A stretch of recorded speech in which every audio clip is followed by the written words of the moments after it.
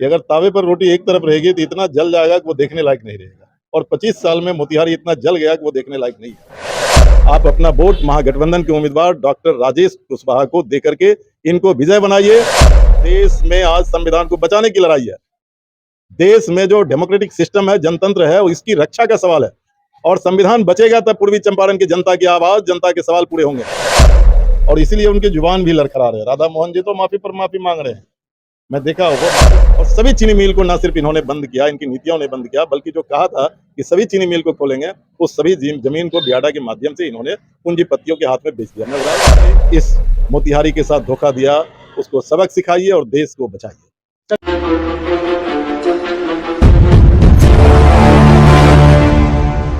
नमस्कार, मेरा नाम प्रेम प्रकाश कुमार है। आप पब्लिक का पंच देख रहे हैं। मैं हूं अभी मेहसी में, और मेहसी में हम चुनावी यात्रा का कवरेज कर रहे हैं। उसी दरमियान जो है सीपीआईएम के विधायक दल के नेता अजय कुमार कुशवाहा जी हैं। चलिए, आज जो है चुनावी माहौल जो गर्म है उसी पे चर्चा करेंगे। मोतिहारी जिला यानी पूर्वी चंपारण जिला में दो प्रत्याशी जो कई दशकों से जो है राधा मोहन, और उधर महागठबंधन से हमारे राजेश कुमार, इन दोनों के विषय में चर्चा होगी और आपको दिखाएंगे कि क्या माहौल है और इस बार महागठबंधन किस प्रकार से इतिहास रचने जा रही है। बहुत बहुत स्वागत है सर। शुक्रिया। आपको ये जान लीजिए कि मोतिहारी में आप कई दशक नहीं, मतलब 25 साल से जो है भारतीय जनता पार्टी के राधा मोहन जी वो यहाँ का प्रतिनिधित्व कर रहे हैं जी। तो मैं तो मोटी बात कह रहा हूँ, बहुत गवाड़ों की बात कह रहा हूँ कि अगर तावे पर रोटी एक तरफ रहेगी तो इतना जल जाएगा कि वो देखने लायक नहीं रहेगा। और 25 साल में मोतिहारी इतना जल गया कि वो देखने लायक नहीं है। इसीलिए जनता की जिम्मेदारी है कि रोटी को पलटो। वो जनता तो चावल के पीछे पड़ी हुई है। नहीं, जनता चावल के साथ साथ जो है ना अपनी जिंदगी के पीछे पड़ी हुई है जी। और उनकी जिंदगी निर्भर करती है देश के संविधान से। और वो संविधान को राधा मोहन जी जहाँ से जुड़े हुए हैं वो बदलने के लिए 400 की पार की बात कर रहे हैं। और इसीलिए 400 का पार नहीं, ये 200 तक भी पहुंच पाएंगे। देश की जनता तैयार हो गई है, देश की जनता ने फैसला किया है और वो जा भी रहे हैं हताशा में। आज जो प्रधानमंत्री जी की मीटिंग हुई है, मैं देखा कि प्रधानमंत्री का जो है पंडाल खाली है। मैं जाके नहीं देखा, मैं वीडियो देखा और वीडियो को कोई झुठला नहीं सकता। ये हताशा में कल भी घटना है, वो जा रहे हैं, इसकी जानकारी उनको है और इसीलिए उनकी जुबान भी लड़खड़ा रहे हैं। राधा मोहन जी तो माफी पर माफी मांग रहे हैं, मैं देखा वो माफी मांग रहे हैं, लेकिन प्राइम मिनिस्टर जी उनके भी जुबान लड़खड़ा रहे हैं। कहीं कुछ बोलते कहीं कुछ बोलते। उड़ीसा में जाकर के उन्होंने मुख्यमंत्री से पूछ दिया कि आपके जिला कितने जिला है और उस जिला का कैपिटल का नाम बता दीजिए तो मैं आपको। तो जब प्राइम मिनिस्टर की जुबान लड़खड़ा क्यों रही है? दरअसल उनको चिंता सता रही है कि जो सपना में सोचे थे कि मैं जीवन में अब मैं कभी प्राइम मिनिस्टर की कुर्सी से नहीं हटूंगा, तो बहुत जल्दी ही वो हटने जा रहे हैं। और वो हटेंगे क्यों नहीं। अच्छा, अभी आपने कहा कि 400 पार के वो नारा देते हैं और सही बात है, नारा दे रहे हैं। तो आपने कहा कि 200 ही मिलेगा, तो बाकी 200 वो कहाँ से लाएंगे? नहीं, वो 200 भी नहीं मिलेंगे जी। मैं नहीं कहता हूँ, ये सर्वे बता रहा है।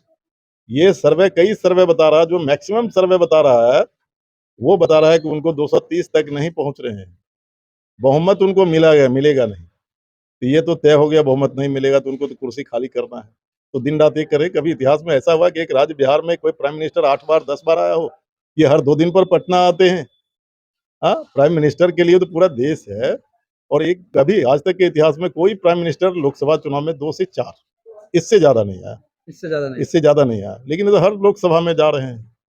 अब हो सकता है अगले चुनाव में हर विधानसभा में जाएंगे। अभी आप पूर्वी चंपारण लोकसभा क्षेत्र में हैं, यहाँ से जो प्रत्याशी है महागठबंधन से, क्या कहिएगा?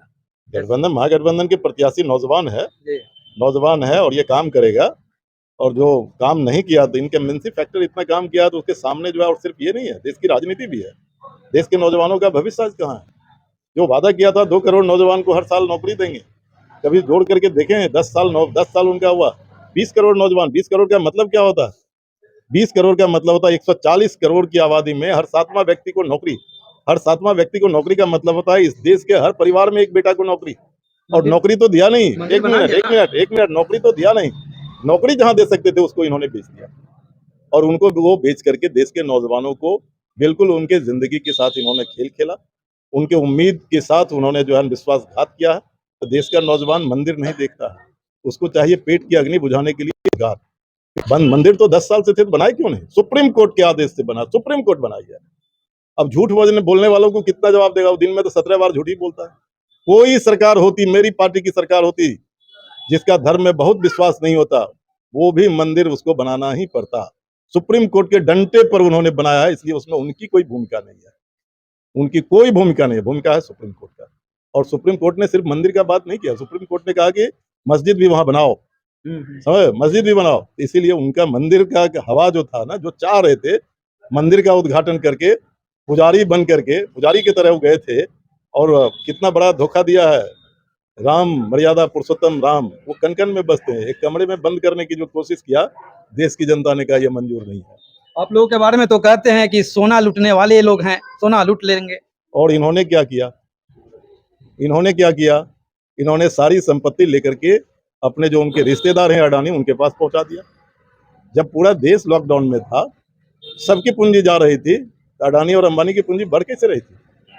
ये सारा चीज जो आपका जितनी भी कंपनियां हैं वो घाटे में चलती थी, क्या घाटे में चल रही है इसलिए बेचेंगे? तो जो खरीदने वाला था वो खरीद लिया, मुनाफे में कैसे चलने लगी? दरअसल अपने रिश्तेदारों का, समझे, अपने सगे संबंधी को, अपने भाई बहनों को इन्होंने उसकी पूंजी बढ़ाने के लिए देश की जनता का गाढ़ी कमाई का पैसा उनके पास इन्होंने बढ़ाया। उन लोग का एक नारा है सबका साथ और सबका विकास। इस नारे को किस नजर से देखते हैं? तो आप ही देख लीजिए ना, किसान को कहा, किसान को क्या कहा? जब 3 कृषि कानून के खिलाफ किसान आंदोलन कर रहे थे तो उस किसान को कहा, जो देश की 80% आबादी कृषि पर निर्भर करती है, उस किसान को कहा कि ये गद्दार है, कहा ये टेररिस्ट है, कहा ये जो है पाकिस्तान का एजेंट है, कहा ये लाल उग्रवादी है। तो सबका साथ किसी को गाली देकर कि कैसे तुम सबका साथ सबका विकास कर सकते हो? साथ तुम सबका लेने की बात किया, लेकिन विकास तुमने चंद मुट्ठी भर पूंजीपति उसका तुमने विकास किया। 2 लाइन मोतिहारी के चीनी मिल के बारे में बोलते जाइए। तो आप मेरे से ज्यादा बोल सकते। मोतिहारी की जनता का सबसे बड़ा सवाल है, एक चीनी मिल का सवाल नहीं है। चीनी उद्योग जो बिहार का सबसे बड़ा था, जो पूरे बिहार में 30 से ज्यादा चीनी मिल था, आज 2 चीनी मिल चल रहे हैं। और सभी चीनी मिल को ना सिर्फ इन्होंने बंद किया, इनकी नीतियों ने बंद किया, बल्कि जो कहा था कि सभी चीनी मिल को खोलेंगे, उस सभी जमीन को बियाडा के माध्यम से इन्होंने पूंजीपतियों के हाथ में बेच दिया। मैं उदाहरण दे सकता हूँ, समस्तीपुर का चीनी मिल जो है इन्होंने कॉर्पोरेट सेक्टर के हाथ में होटल बनाने के लिए बेच दिया। तो अब चीनी मिल का क्या है? सब चीज बेच देगा। अरे रेल बेच दिया, LIC बेच दिया, GIC बेच दिया, पेट्रोकेमिकल कारखाना बेच दिया इन्होंने, जो HEC को बेचा, जितनी भी था। और बचा क्या था? एक सेना का तो जवान बचा था, उसको भी कॉन्ट्रैक्ट पर लाके खड़ा कर दिया कि आप 4 साल करो। और ये कितना आयु है इनका प्राइम मिनिस्टर का? 78 साल के करीब है। ये 78 साल का बूढ़ा 5 साल और मांग रहा है, और नौजवान को 4 साल में विदा कर रहा है। तो नौजवान के दिल में गुस्सा है, फैसला सुनिए। पूर्वी चंपारण क्षेत्रवासियों से क्या कहिए? पूर्वी चंपारण के क्षेत्रवासियों से मैं कह रहा हूं कि देश में आज संविधान को बचाने की लड़ाई है।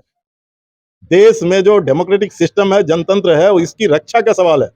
और संविधान बचेगा तब पूर्वी चंपारण की जनता की आवाज, जनता के सवाल पूरे होंगे। इसीलिए संविधान को बचाने के लिए अपने किस्मत के फैसले को आप कीजिए। और यहाँ आप अपना वोट महागठबंधन के उम्मीदवार डॉक्टर राजेश कुशवाहा को देकर के इनको विजय बनाइए। और वो जो 25 साल में इस मोतिहारी के साथ धोखा दिया, उसको सबक सिखाइए और देश को बचाइए। चलिए, तो जिसने धोखा दिया है उसको धोखा दीजिए और राजेश कुमार को भी मौका दीजिए। हमारे साथ थे CPIM के विधायक दल के नेता श्री अजय कुमार कुशवाहा जी। पब्लिक पंच देख रहे हैं, अपनी प्रतिक्रिया नीचे कमेंट बॉक्स में दीजिएगा। नमस्कार, जय हिंद, जय बिहार।